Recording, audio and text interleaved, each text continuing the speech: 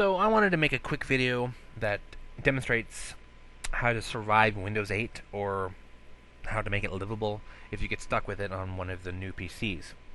I also wanted to comment on some of the reasons why you might want to switch to Windows 8 or be okay with having it. So one of the things that some people, not everybody knows about, is the fact that you can return your start button. There are 3 programs I know of that do this. One of them is done by Stardock. I don't know what the name of that one is, but it's the more spendy of all the options. The next one, which is the one I'm using, is called Start is Back. This one is $2 or $3 for 2 licenses, or $5 for 5 licenses. And the last one I know about is Classic Shell. And that one is free. And I'll go ahead and post a link to both of them in the comments section below.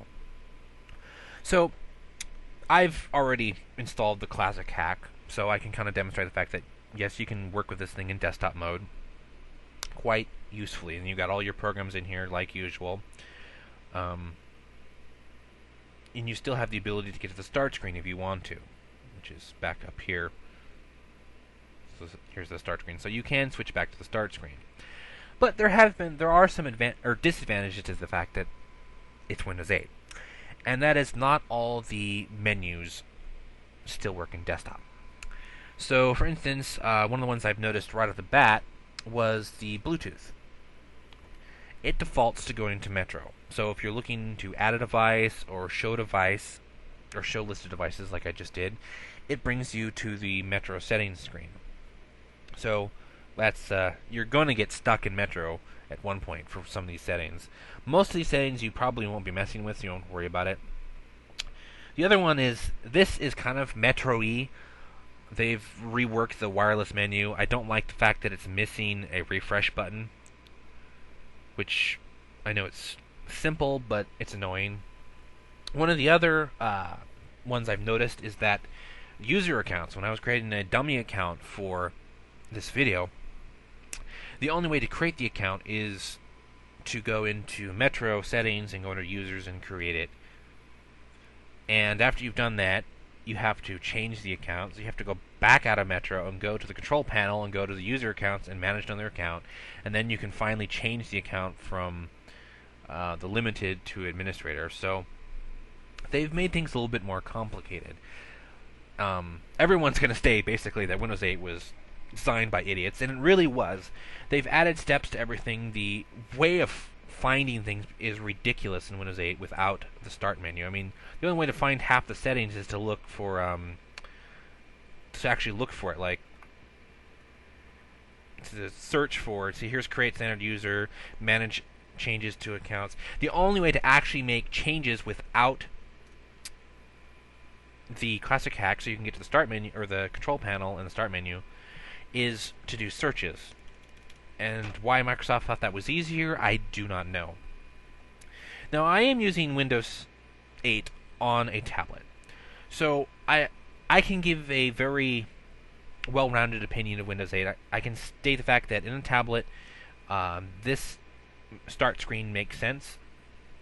Not having it all the time, but it makes sense to have it because occasionally there are apps you're going to want to use that are in the start screen that are convenient.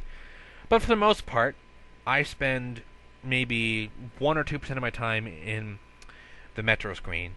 I spend 98% of my time on my desktop. One of the other features that I liked about Windows 8 that I figured I should probably mention, it's a more minor setting, more minor fix that very few people are even going to notice. But it's the ability to pause file transfers. So, say for instance you start a file transfer that's, on your hard drive, and then you create another one. For those that have done this, they'll know the fact that you get diminishing returns with every additional transfer you have going. So you have the ability to pause transfers now, so you can let the one finish, and then you can resume the other one. And one of the other reasons why this might be handy is if you're transferring files off your computer, copying files to another location on your hard drive, or copying files from another computer on your hard drive, and you're trying to work on that computer at the same time, you will take a performance hit. And if you're trying to do something and you need your hard drive to be less active, there's been several occasions where I was working on something while transferring files, and I've had to wait for the file transfer to finish before I could actually finish my work because my hard drive was so busy I couldn't do anything. And it's nice to have added a pause button. I think Microsoft should have added it probably 3 operating systems ago.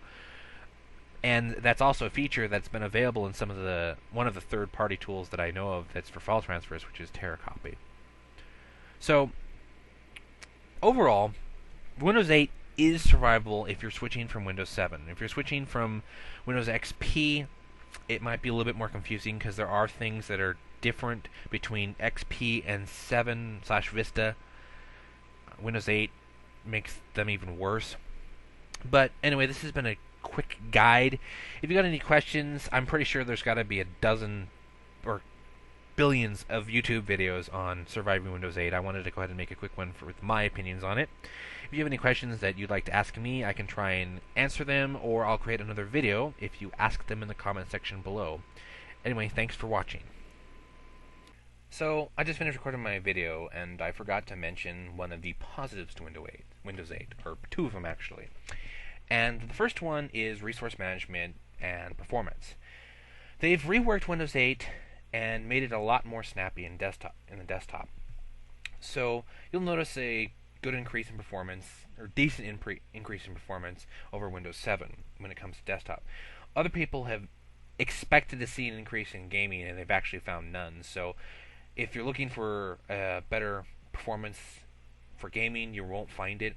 But in just plain desktop, you'll find an increase in performance. So that is a reason to switch to Windows 8.